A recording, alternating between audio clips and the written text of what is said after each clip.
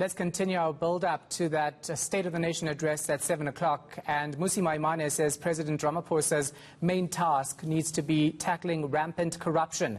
The One SA movement leader says the president has historically glossed over important issues instead of dishing out lofty promises out of touch with both reality and the citizens of South Africa. Maimane now joins us live via Skype. Thanks for your time. We appreciate it. Ordinarily, you would have been in Parliament actually listening to what the president had to say. You're in a different position now. Let's talk about the right moves for Cyril Ramaphosa tonight. Can he make any?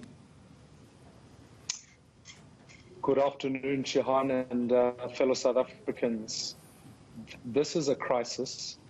The first thing I would expect from the president is a genuine sense of honesty. Secondly, I think without doubt, we must recognize the gravity of the moment. And so for me, the key focal areas must be on how we get our kids educated, must be how do we ensure entrepreneurships thrive. It must be how do we ensure that we deal with a proper vaccination program. And ultimately, we must demonstrate to the people of South Africa that we can eradicate corruption in all services. If he fails to make any tangible commitments that can be held accountable against, I think this can be a speech that potentially could see the very end of the credibility that President Ramaphosa has, if there's much in terms of where we're going this year. I think the nation is desperate now for strong direction and strong leadership, and I would urge that tonight must be given the gravity that it deserves. Yeah. Now, naturally, we know that the State of the Nation address doesn't give much detail, so many South Africans would want those details tonight, given the fact that we're in a pandemic and the vaccine rollout is key to ensuring we actually get our economy rolling eventually. You think that the president needs to change tact in that regard when it comes to this address? Absolutely. You know, we're used to the president seeking to inspire. We're used to the president using poetry and prose and really setting up speeches in that nature. This is not the time for that in many ways. I feel like it could literally be half an hour. And in there, he needs to be able to, if you like, table, here's the action point, here's the deliverable, the timeline. For example, even on issues like spectrum allocation, it cannot be an ongoing debate. It ought to be, we will free it up. This will be the date. This is when it will be done. Vaccine rollout, likewise. Educational outcomes, likewise. And I think if the president is able to create that sense of we have a plan and a deliberate action to be able to roll out this year, I think it will inspire confidence. If he fails to do so, what is factually true is that we're facing a fiscal cliff. We're facing a financially dire situation. And if we fail to literally communicate the urgency and the practical steps behind it, I think this will be it will be a speech that we lost on many South Africans and won't inspire confidence. Do we need to, as South Africans, cut the president some slack given the circumstances we find ourselves in, or do we demand more because of those circumstances?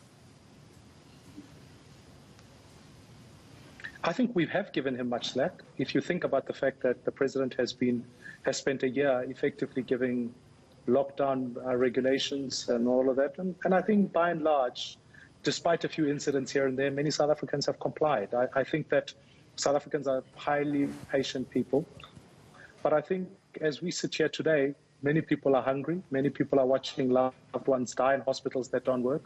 So I think in certain areas, we can be able to afford to say, yeah, we know we're dealing with a pandemic. We're willing to work with you to get us over the line. But there's certain areas that are frankly simply unjustifiable.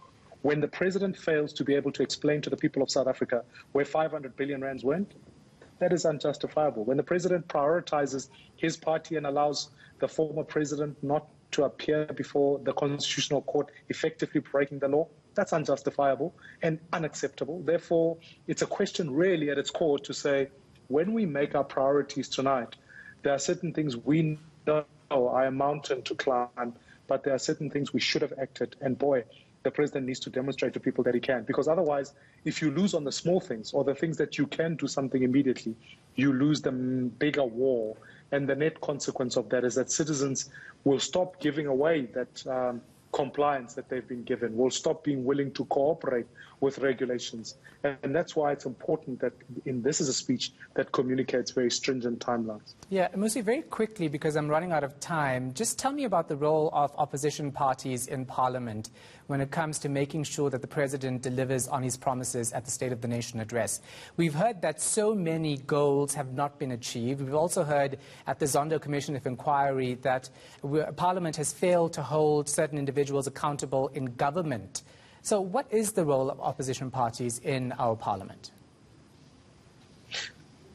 I think more than anything, we should reflect on the role of our political system, because I think, frankly, at this point in time, because our system, with the proportional representative as it has a winners-take-all type mechanism, the majority party can literally railroad legislation and recommendations that simply don't make sense. What we need is an electoral reform that will bring accountability back to people. Because when you do that, then ultimately, then every MP, regardless of where they come from, has a duty to work for their constituents. Because at this point in time, this is why we started One South Africa movement. That's why we're putting independence, because we want to get back to that accountability back to the people. Opposition parties can scrutinize, can bring information before people so that people make informed choices when they go to the ballot. But I think actually affecting and giving power to the people is the destiny we must get to. So I really believe that as the Constitutional Court has directed, the next year for Parliament ought to be how best we reform the electoral law so that we can get the best MPs in Parliament and we can bring back accountability. All right, thank you for your time and your insight. That was One SA Movement leader, Mmusi Maimane.